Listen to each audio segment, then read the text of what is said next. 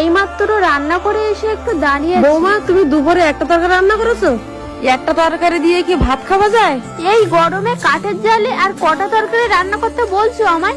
এখন সবার বাড়িতে গ্যাস আছে, একটা কি গ্যাস তুললে হয় না? না, তোমাদের তো আবার টাকা বাঁচাতে হবে। শোনো বৌমা, ওই কাঠের জালে আমরা প্রতিদিন শ্বশুর শাশুড়িকে রান্না করে খাওয়াইছি, তাও আবার একটা নয়, 4-5টা করে। ও তাই? তাহলে এখন কেন রান্নাঘরে যাও না? বৃষ্টি, তুমি আমার মায়ের সাথে এভাবে তর্ক করছো? তোমার মা বাবা হয়তো তোমাকে শিক্ষাটাও একটু ঠিকভাবে দিতে পারেনি।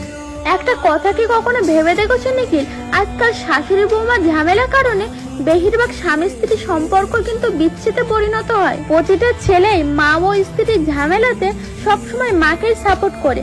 তারা যদি মায়ের দোষটাও ধরে স্ত্রীর পাশে থেকে বলতো, ও আমার স্ত্রী, ওর সাথে তোমরা এত খারাপ ব্যবহার করতে পারো না, তাহলে স্বামী স্ত্রী সম্পর্কে কখনই কি বিচ্ছেদ শব্দটা আসতো? তারা ঠিকই এক থাকতো।